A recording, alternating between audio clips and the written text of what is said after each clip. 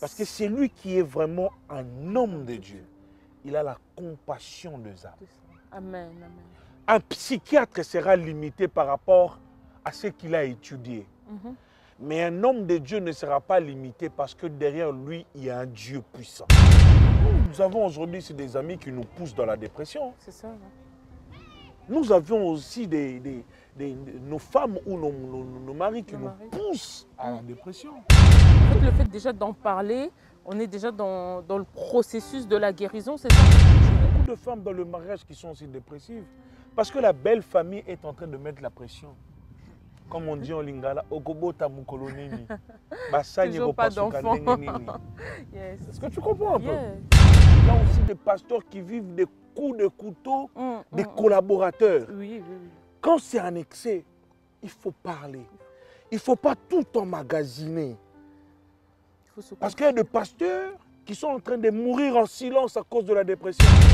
Parce que les médecins ne font que traiter les effets. Oui, les médecins ne traitent pas l'âme. Il n'y a plus l'onction, il n'y a plus la parole d'onction pendant la prédication. Ils commencent à prêcher par expérience. Voilà. Pourquoi? Parce que même le temps de concentration, de prière, il n'y en a plus. Pourquoi? Parce que déjà, le pasteur est en train de sombrer dans la dépression. Dans les cieux, il y a quelqu'un qui est capable de traiter la cause de la dépression. Quelque part, il y a aussi un pasteur qui on a dit des choses et qui ne sont jamais sorties. Il y a des chrétiens aujourd'hui qui sont dans des hôpitaux qui sont devenus dépressifs parce qu'il avait expliqué un problème à un pasteur, il avait expliqué un problème à un homme de Dieu et que cet homme de Dieu-là l'a divulgué. Non seulement qu'il a divulgué, il est même passé devant la chaire en train de prêcher et il parle de ses problèmes. Il y a un autre qui se cache derrière l'alcool. L'alcool. La drogue. La drogue.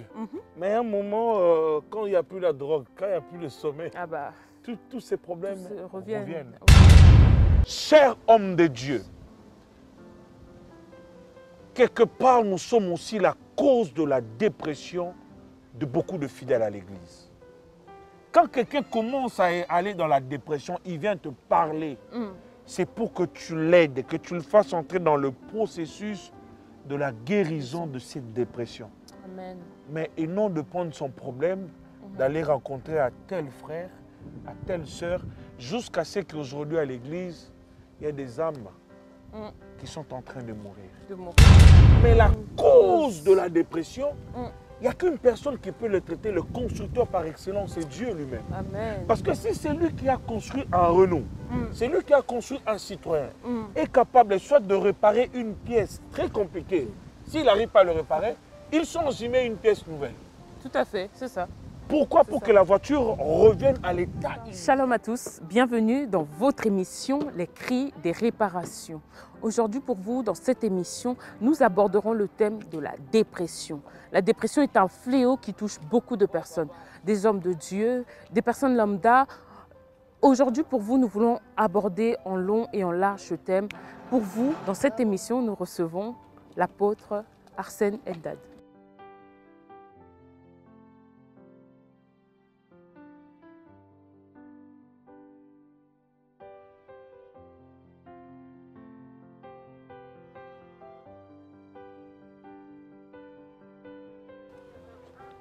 Bonjour ma soeur apôtre.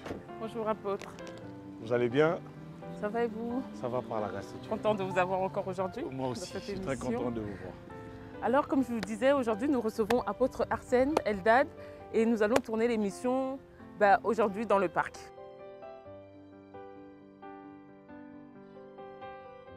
Donc je disais apôtre, on va parler donc de la dépression, donc ce fléau qui touche beaucoup de personnes dans la société, au sein de nos familles, des hommes de Dieu. Finalement, est-ce quelque chose de démoniaque? Est-ce quelque chose de logique? Parce que quand on arrive à un stade où on est en surménage et qu'il y a beaucoup de choses que nous n'arrivons pas à régler, on se retrouve dans cet état-là. Qu'est-ce que vous pouvez dire par rapport à cela? Je dis d'abord gloire à Dieu. Vraiment, c'est un sujet qui est très très important. Oui.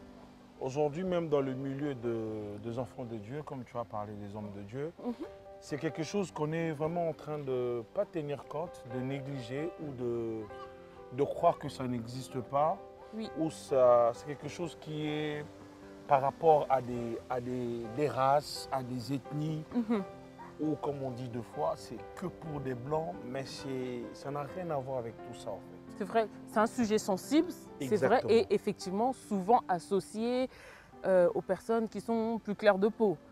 Alors Oui. on dit que nous, les Noirs, c'est vrai, il faut le dire, nous sommes peut-être plus forts, mais alors que nous savons vraiment que nous sommes également atteints hein, par ce... Exactement. Tu vois, comme on parlait, je veux donner un exemple simple. Quand le coronavirus a commencé, on se disait c'est la maladie des Blancs. C'est ça. Mais il y a plusieurs Noirs qui sont morts aussi dans nos communautés et qu'on sort. Ici en Europe, il y a plusieurs personnes de notre communauté qui sont aussi morts à cause du Covid. Du Covid, oui. Et du coup, la dépression, on peut carrément catégoriser par rapport à des personnes claires de peau ou soit des Européens. Oui. Mais on oublie que même dans le milieu que nous vivons, la dépression touche maintenant toute race. C'est ça. Même dans l'église. En fait, en gros, quand on parle de la dépression, juste sur le plan, selon la médecine, Oui. la dépression est qualifiée comme une tristesse profonde. D'accord. Et quand on parle de la tristesse, ça n'a rien à voir d'un blanc, d'un noir, d'un rouge, d'un vert. Oui, oui, oui, tout à fait. On est tous, on fait tous partie du lot. Ça nous arrive d'être triste, ça nous arrive d'avoir des moments où on s'est un peu perdu, tout ça. Parce que la dépression, il y a toujours une cause. D'accord. Et dans la vie que nous vivons aujourd'hui, on peut dire que la vie est devenue difficile. Ce n'est pas seulement chez les Noirs ou chez les Blancs. La difficulté qui touche le monde maintenant, ça n'épargne personne. Tout à fait. Et la plupart des gens sont aussi dépressifs sans pour autant savoir qu'il est dépressif. Ah oui, d'accord. Donc il y a des gens où ils refoulent leurs sentiments tout à fait. pour s'en sortir, donc pour éviter un problème. Mais par contre, quand on parle de la dépression, en gros la dépression c'est une branche de tout ce qui est maladie psychosomatique, psychiatrie et consorts. Mais quand on dit la psychiatrie vient du mot psychisme. Oui, oui. Donc là, on voit le schisme. Quand on parle du schisme, c'est l'âme. En gros, la psychiatrie, c'est comme, je peux dire, comme un département de la médecine, si je peux dire ça, comme je ne suis pas médecin, mais un département de la médecine qui essaye de traiter une maladie qui touche l'âme. Et nous savons que tout ce qui est l'âme, c'est quelque chose aussi qui est spirituel. Tout à fait, exactement. Qui commence de ce qui est physique, mais qui, après un temps, s'avance dans tout ce qui est spirituel. Vous savez, j'ouvre une parenthèse, la Bible nous dit « Ne donnez pas l'accès au diable » dans Ephésiens 4, 27. En gros, il y a certaines choses qui arrivent dans notre vie, c'est parce que nous-mêmes aussi, on a un peu donné l'accès. Oui. Il y en a d'autres aussi, même si on n'a pas donné l'accès, mais le phénomène, les circonstances de la vie forcent l'accès. D'accord. Et aujourd'hui, beaucoup des hommes de Dieu, beaucoup des enfants de Dieu, je ne parlerai même pas aussi des païens, mais des gens qui prient, qui partent à l'église, et il y en a plusieurs qui sont dépressifs. Justement, apôtre, c'est là que nous sommes quand même étonnés parce que, comme vous dites, des enfants de Dieu, nous qui connaissons la parole, nous qui prions, ceux qui lisent la parole, mais il y a des personnes qui tombent dans la dépression. Tout à fait, c'est par rapport aux sentiments. Je vais expliquer cela. Vous savez, quand on parle de la tristesse profonde, je veux donner, pour que les gens comprennent un peu quelque chose que nous parlons sur la dépression, on partira un peu dans des exemples un peu simples pour essayer un peu de faire comprendre les gens. D'accord. Tout en sachant que la dépression a deux niveaux. Il y a la dépression normale ou la dépression simple. Il y a la dépression qu'on appelle mélancolique. Ça, c'est le summum, c'est le haut niveau de la dépression. D'accord. C'est à ce niveau-là que même le médecin, ils n'ont plus de remède pour essayer un peu d'atténuer ou de calmer la dépression. Parce que la personne a atteint le niveau de la mélancolie et cette personne, son corps lâche. Même les traitements ne permettent plus que cette personne puisse tenir. Son corps refoule tout. Et tu verras, il y a des morts subites, il y a des AVC, il y a toutes ces choses qui arrivent. Il y a des personnes qui se suicident, qui se donnent la mort. Tout à fait. Vous savez, pourquoi quand quelqu'un est dépressif, on le ramène à l'hôpital? Parce que là, j'essaie de parler avec une de mes sœurs qui est dans le service de psychiatrie, que je salue, qui m'a aidé dans certains points, Noémie Kunku. Elle m'a expliqué une chose, en fait. Quand on ramène quelqu'un à l'hôpital, c'est pour le protéger contre lui-même. Ah oui. Parce que quand quelqu'un est dépressif, profond, hein. Exactement. Quand quelqu'un est dépressif, donc en gros, la médecine le protège contre lui-même. Pourquoi? Parce qu'il peut se faire du mal, il peut se suicider, il peut se donner la mort, non seulement contre lui-même, mais aussi contre son entourage. Parce qu'une personne qui est dépressive peut tuer sa femme, peut tuer ses enfants, et peut tuer son père, peut tuer toutes les personnes qui sont autour de lui, membres de sa famille. Alors le seul moyen que la médecine opte pour traiter quelqu'un qui est dépressif, on le ramène à l'hôpital, on l'enferme à l'hôpital afin qu'il puisse avoir contrôle de cette personne-là. En gros, quelque part, la personne, on le ramène comme dans une prison. On l'enferme quelque part. En fait, nous savons nous tous que le diable a un but. Le but du diable, la Bible nous dit dans Jean 10, que l'ennemi, que le voleur est venu pour faire quoi? Dérober, voler, détruire et tuer. Alors, beaucoup des enfants de Dieu qui viennent à l'église, mais en eux, ils ont déjà un sentiment de refoulement de la vie.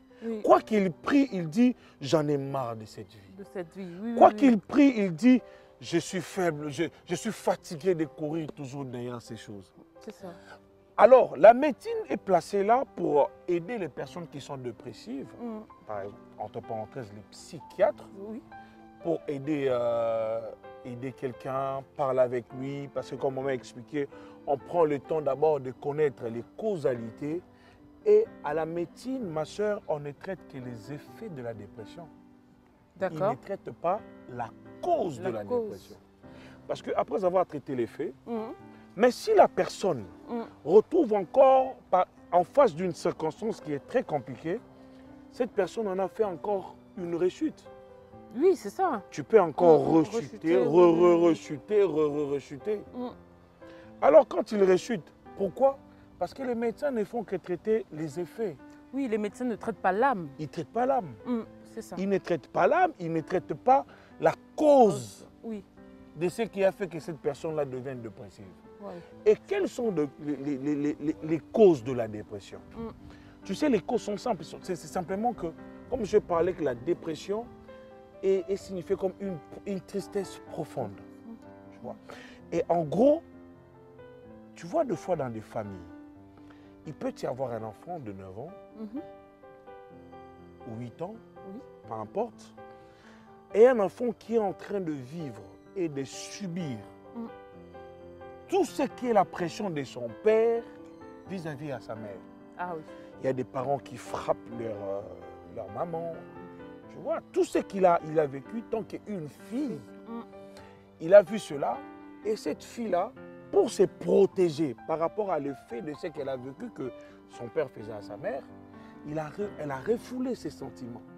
Elle s'est enfermée en elle.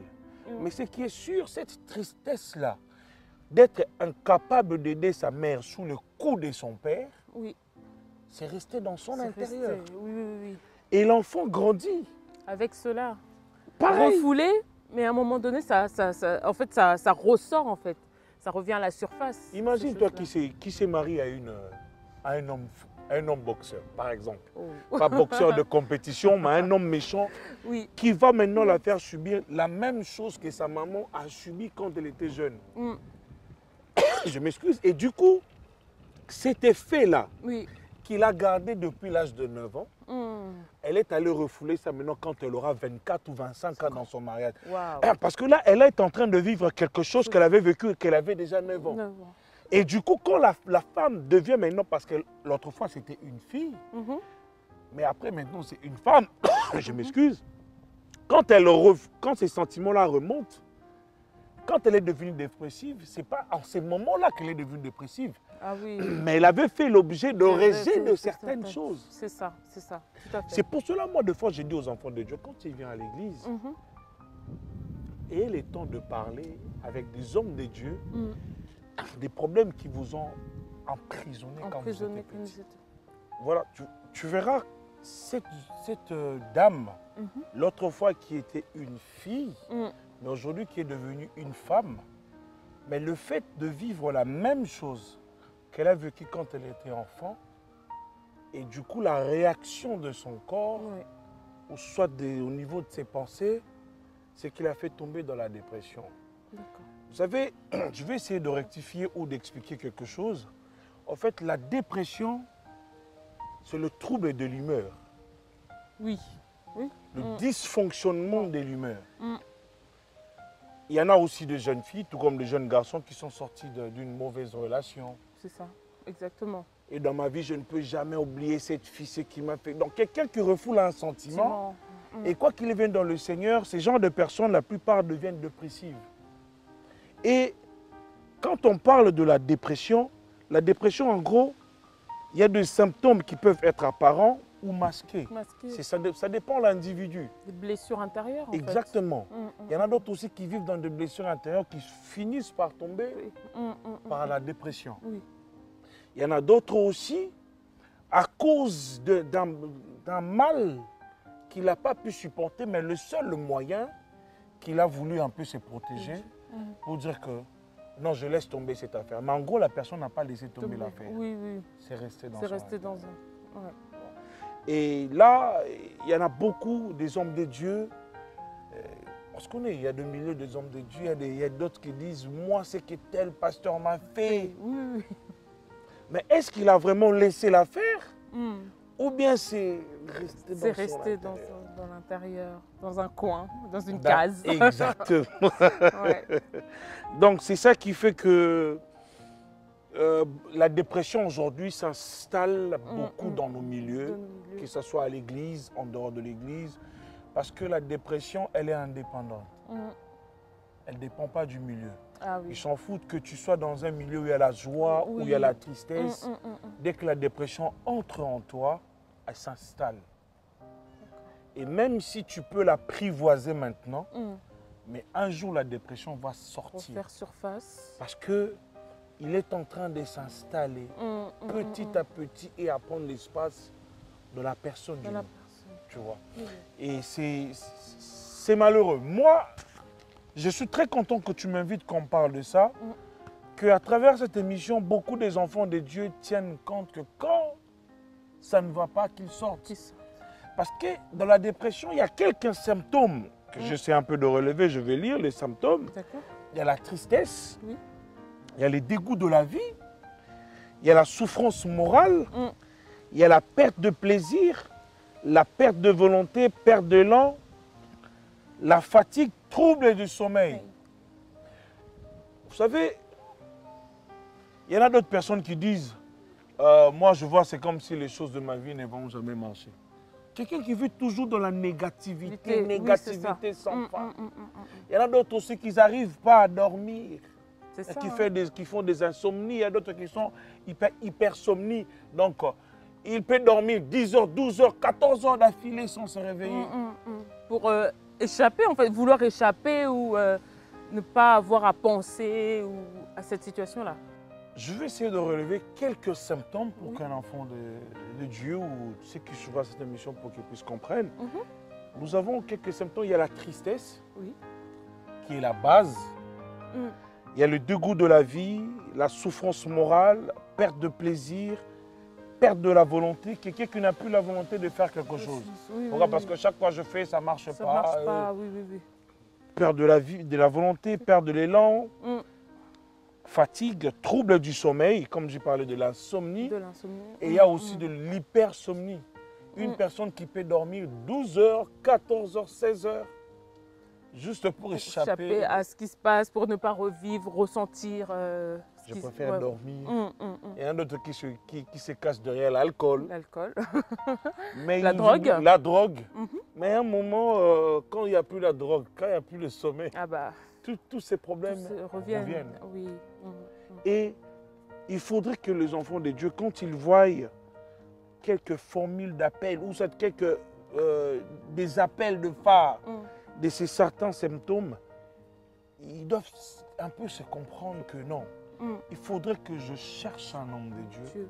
Il faudrait que je cherche Dieu aussi pour prier, pour qu'il puisse m'aider, parler, comprendre afin de m'orienter.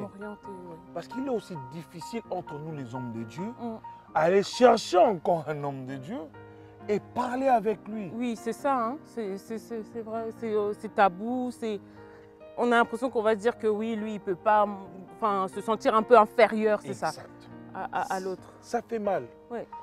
Je fais un appel à beaucoup d'hommes de Dieu, apôtres, prophètes, pasteurs, évangélistes, docteurs, tous ces ministères. Je connais la charge de l'Église. Je connais comment c'est pas facile de gérer les âmes, de diriger une Église.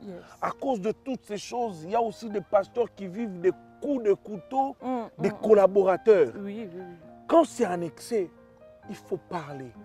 Il ne faut pas tout emmagasiner. Parce qu'il y a des pasteurs qui sont en train de mourir en silence à cause de la dépression. Tout à fait. Hein. Il n'y a plus l'onction, il n'y a plus la parole d'onction pendant la prédication. Il commence à prêcher par expérience. Voilà. Pourquoi? Parce que même le temps de concentration, de prière, il n'y en a plus. Pourquoi? Parce que déjà, le pasteur est en train de sombrer dans la dépression. C'est la réalité, hein. C'est des choses réelles qu'aujourd'hui, les églises ou les hommes de Dieu, au sein même de l'église, on ne le dit pas. On ne le dit pas, mais c'est la réalité de ceux que vivent en tout cas certaines personnes, des hommes de Dieu ou même des enfants de Dieu. Tout à fait. Vous savez, moi, en parlant avec un corps médical qui m'explique un peu toutes ces choses de la dépression, en gros, je me suis dit, c'est seulement à Dieu de guérir. Parce que vous ne guérissez pas. Vous donnez des remèdes. Vous donnez des traitements pour soulager l'état d'une personne. C'est ça. En gros, ils ont tiré ce service de psychiatrie par rapport à un service qui se faisait à l'époque dans les églises catholiques, l'exorcisme. Parce que c'est plus les personnes qui avaient des problèmes, des troubles de l'humeur. Et ils appellent ça les troubles de l'humeur. Les gens qui l'âme était troublée et tout. Et qu'ils partaient à l'église, on leur faisait l'exorcisme afin que la personne soit délivrée. Quelque part, la médecine le voit ou le reconnaît aussi comme une chose qui est spirituelle, liée à la spiritualité. Et qu'il faut une force supérieure pour guérir. C'est pour cela, eux, ils traitent que les effets, mais ils ne guérissent pas la cause. Mais le but est que nous puissions faire comprendre aux enfants de Dieu qui sont déjà dépressifs ou bien qui sont déjà sur le chemin de la dépression ou ils ont déjà quelque chose qui étouffe au fond d'eux, qui ne savent pas que ça peut sortir demain. Ils doivent comprendre que dans les cieux, il y a quelqu'un qui est capable de traiter la cause de la dépression. Amen, amen. C'est vrai, apôtre, la Bible même parle d'hommes et de femmes qui ont été profondément démoralisés. On voit le récit de Anne. On voit le récit de Anne où la Bible dit même qu'elle avait l'âme amère. Ou on peut dire très affligée. Alors, est-ce que, très triste, est-ce que, selon 1 Samuel 1,10, est-ce qu'on rentre dans le cas de la dépression? Parce que vous aviez dit tantôt que la dépression, ça touche l'âme en fait. Donc, c'est très, très profond. Merci vraiment d'évoquer l'histoire de Anne. Parce que la situation de Anne, beaucoup de mamans se retrouvent dedans. Il y a beaucoup de femmes dans le mariage qui sont aussi dépressives. Parce que la belle famille est en train de mettre la pression. comme on dit en lingala, Okobota Mukolonini. Toujours pas d'enfant. Est-ce que tu comprends un peu? Il y a dans des familles où tu viens dans le mariage, tu ne conçois pas, c'est tout un problème. Et ce problème-là, c'est aussi des causes de la dépression de beaucoup de femmes dans le mariage. Moi, je peux aller plus loin pour dire que Anne, quelque part, elle pouvait aussi devenir dépressive. Ah oui. Quand elle est entrée dans le temple en train de pleurer. Parce qu'en face, l'homme de Dieu, quand tu as vu Anne, il a vu que c'est... Pourquoi il a dit, mais maman, si tu es saoulée, quitte ici. Parce qu'elle voyait déjà qu'une femme, c'est celle-là, elle vit déjà sous... Oui, elle est au plus bas, quoi. Au plus bas, ça c'est la dépression, elle est déjà dépressive et tout. Elle veut venir se défouler ici. Parce que même Anne pouvait aussi se donner la mort. À cause de critiques, à cause des humiliations, à cause de tout ce qu'il était en train de vivre vis-à-vis à sa rivale, Pénina. Ce qui faisait un peu retenir encore Anne. Parce qu'à côté d'elle, il y avait un homme qui lui donnait de l'amour. Oui, si, c'est vrai. Qui le comblait. Je peux dire quelque part, écoutez, la seule et le véritable, la seule et le vrai problème de la dépression aussi, c'est le dégoût ou la perte d'un amour aussi qu'on a perdu. On se dit, est-ce que moi je mérite ça ou je ne mérite pas ça? Mais il y a quelqu'un qui s'est donné de l'amour plus que Elkana. Yoshua HaMashiach. Amen. Je veux donner un exemple simple. Vous savez, aujourd'hui, pour que je me déplace, j'ai besoin d'une voiture, pareil que toi, ma soeur, pour que tu me reçoives ici. De chez toi, venir ici, tu as pris ta voiture. C'est-à-dire que chaque voiture a un constructeur. Voilà. Que ce soit Peugeot, Renault, Citroën et consorts, chaque constructeur chaque voiture a un constructeur. Et hormis les constructeurs de toutes ces voitures, il y a plusieurs garages. C'est ça. Il y a plusieurs garages. Et aujourd'hui, il y a des garages aussi agréés. Tu peux avoir un problème dans ta voiture. Tu pars dans un garage, le garage arrange le problème et tu repars. Mais il arrive aussi à un niveau, tu pars dans un garage, les garages te disent, ça, il faut repartir que chez le constructeur. C'est le concessionnaire. Soit c'est Renault, soit c'est pourquoi eux, ils sont incapables. En fait, les garages, tous ces garages-là, toutes ces garages, c'est comme nous, en fait. C'est comme les hommes de Dieu. C'est comme des psychiatres. Nous tous, nous sommes... On peut traiter les effets, mais la cause de la dépression, il n'y a qu'une personne qui peut le traiter, le constructeur par excellence, c'est Dieu lui-même. Parce que si c'est lui qui a construit un Renault, c'est lui qui a construit un Citroën, est capable soit de réparer une pièce très compliquée, s'il n'arrive pas à le réparer, il change, il met une pièce nouvelle. Tout à fait, c'est ça. Pourquoi? Pour que la voiture revienne à l'état initial. Dans le ciel, nous avons un Dieu. C'est lui qui traite l'âme. Là où ni un médecin, ni un pasteur, prophète, docteur et consort, quel que soit le titre que tu peux t'attribuer ici sur la terre, archibishop et consort, n'est pas capable de traiter l'âme, mais nous avons un Dieu qui est capable de traiter l'âme. Amen. Parce que c'est une maladie. En gros, la dépression, c'est quelque chose, c'est une tristesse normale, mais quand ça descend et ça devient profonde, c'est là maintenant que ça devient une pathologie. Quand on parle de la pathologie, ça devient une maladie.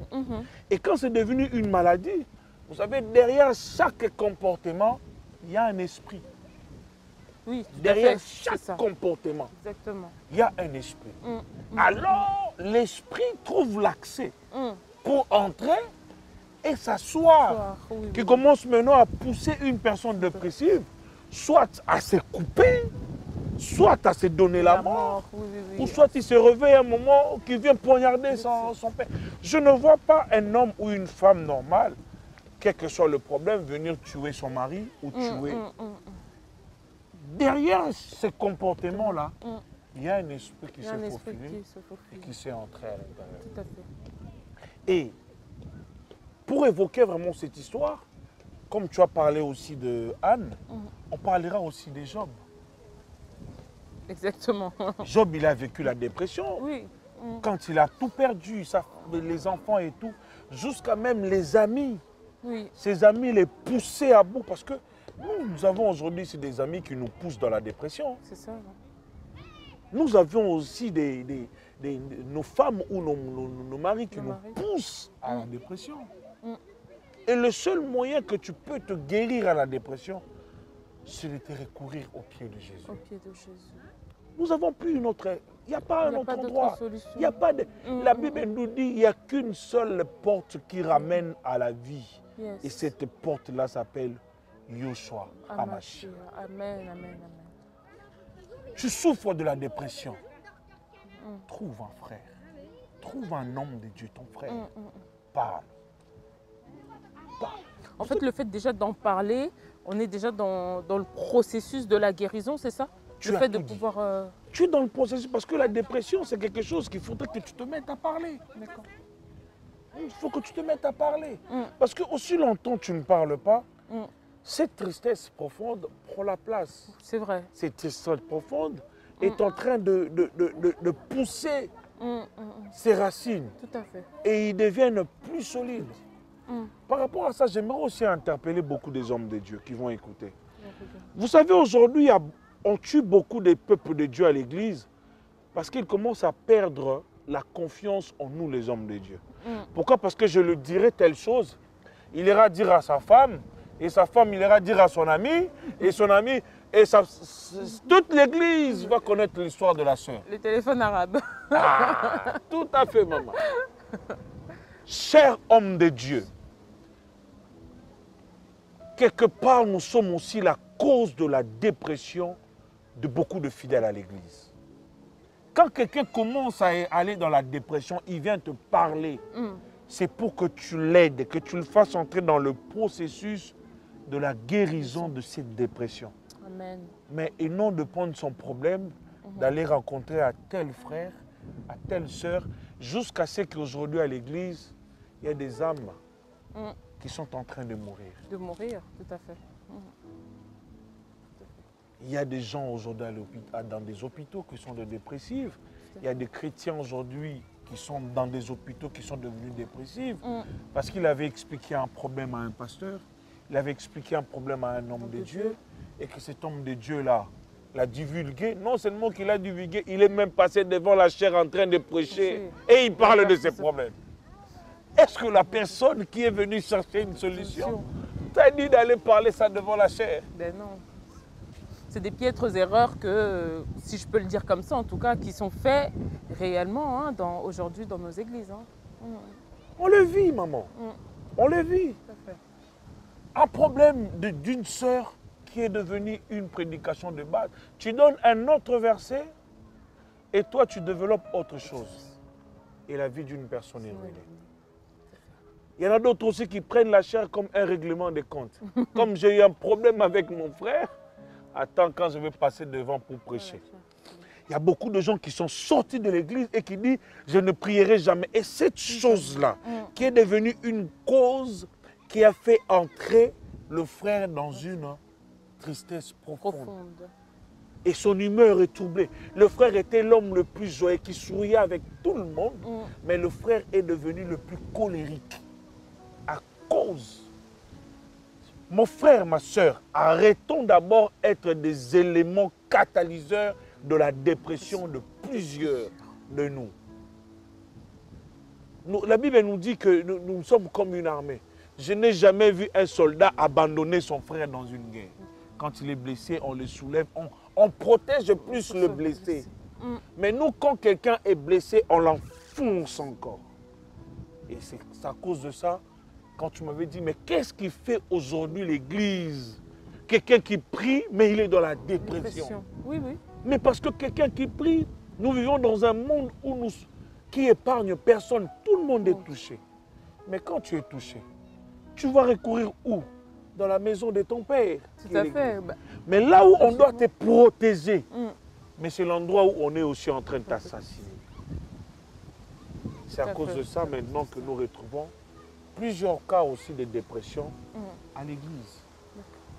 Ce sont des choses qu'on ne devait pas normalement retrouver à l'église. comme le dit, comme nous l'entendons en tout cas.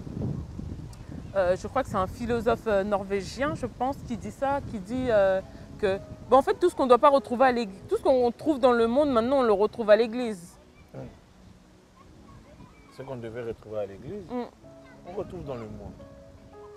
Quelqu'un qui trouve mieux d'aller parler son problème à un païen, parce qu'un païen va plus l'aider qu'un chrétien qui ne l'aidera pas.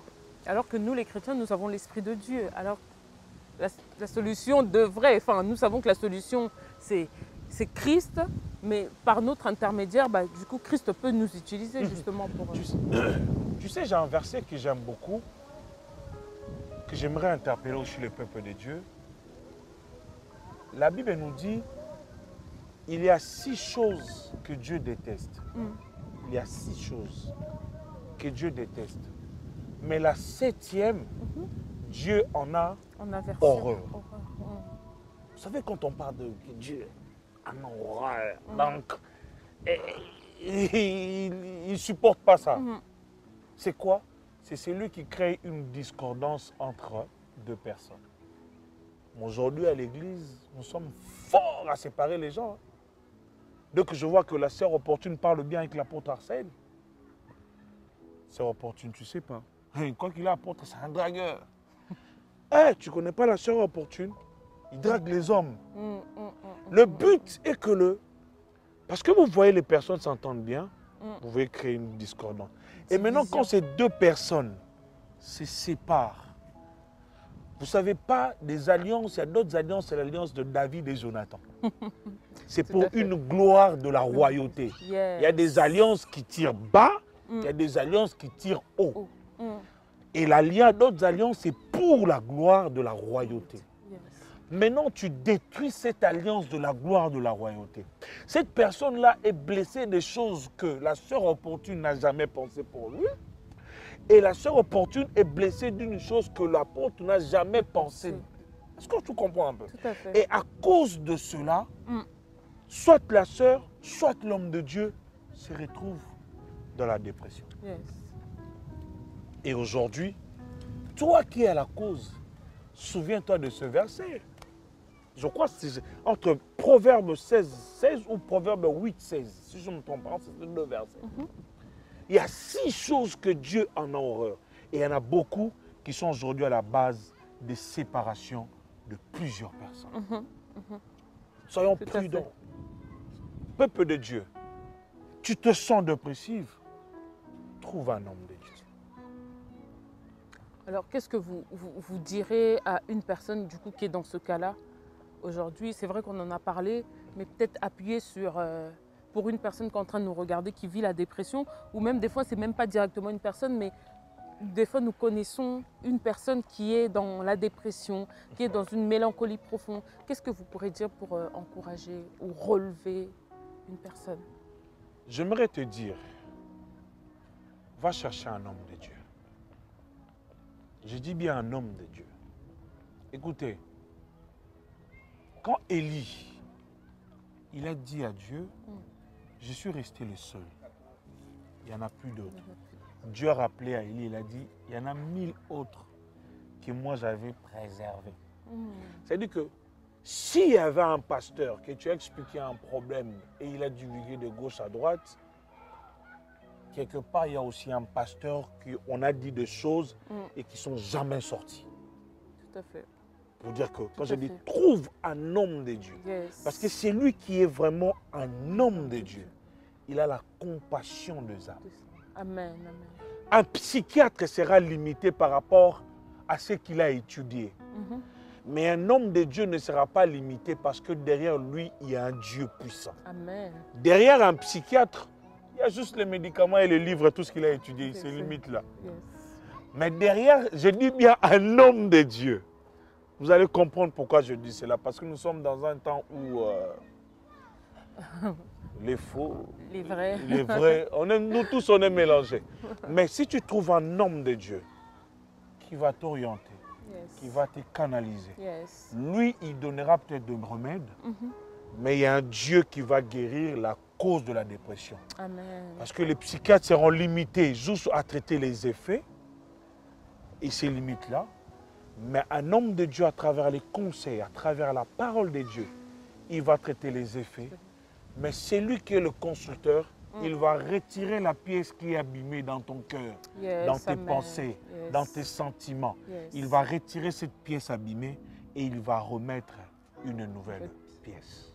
Amen. Tout ce que je peux vous conseiller par rapport à la question que ma soeur m'a posée, trouvez un homme de Dieu. Et Dieu te fera sortir dans la dépression. Voilà ce que je peux vraiment dire à celui qui va nous suivre dans cette émission. En tout cas, merci beaucoup, apôtre. C'était vraiment très intéressant et on aimerait encore continuer. Mais en tout cas, pour pouvoir clôturer, en tout cas sur ce thème aujourd'hui, est-ce que vous pouvez prier pour une personne qui est en train de nous regarder justement, qui est désespérée, qui vit cette situation de dépression, qu'à travers cette émission, que la main de l'Éternel puisse localiser? Nous allons prier. J'aimerais que toi, tu suivras cette émission, que tu confesses cette parole comme Job l'avait confessé. Job, il a dit, même si ma peau touchait mes os, je sais une chose, que mon Rédempteur est vivant. Yes. Et il s'élèvera. Quel que soit l'état que tu peux vivre maintenant, confesse-le avec moi, que mon Rédempteur est vivant. Yes. Nous allons prier. Dieu des armées, tu connais les âmes qui seront derrière la caméra pour suivre cette émission, qui seront derrière leur poste de télévision, qui seront derrière leur téléphone, tablette et consorts. Mais je prie que Yahweh, la prière de cet instant, que ce ne soit pas la prière de cette heure, mais que ce soit une prière qui sera d'éternité en éternité. Yes. Même s'il y aura quelqu'un qui va suivre cette émission après 15 ans, la prière qu'il va écouter ait le même effet au même moment que nous prions. Yes. Laisse que la main de l'Éternel, qui n'est pas courte, puisse te saisir, puisse impacter ta vie, afin que tout ce que le diable peut manigancer derrière la dépression pour ta vie, je le détruis par les noms puissants de Jésus. Je prie que le Rédempteur se lève pour le cas de ta vie, afin que tout ce qui te dérange, les dégoûts de la vie, la tristesse profonde, toutes ces choses, sortent et quittent ton corps.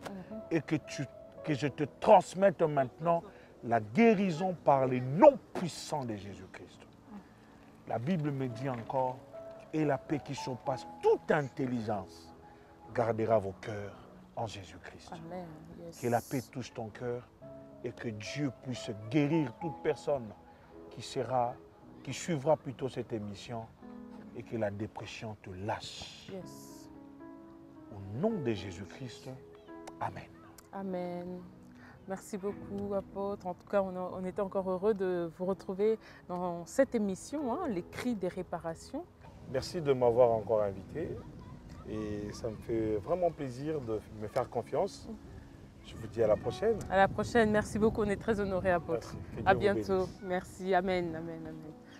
Chers bien-aimés, comme vous avez pu l'entendre aujourd'hui, la dépression touche beaucoup de personnes, que ce soit des hommes de Dieu, que ce soit nous, les enfants de Dieu, et même dans nos sociétés, dans nos familles. Alors ne cédez pas, parce que nous avons un Dieu qui est capable de nous guérir de tous ces maux.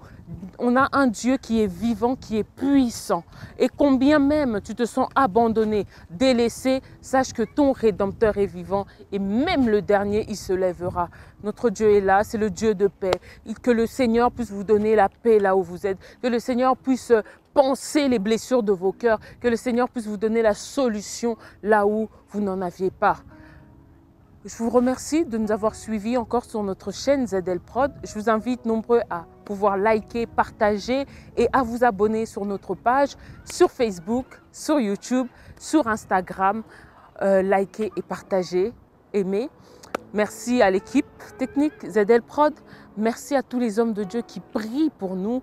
Et on se retrouve très bientôt pour un nouveau numéro. Bye bye.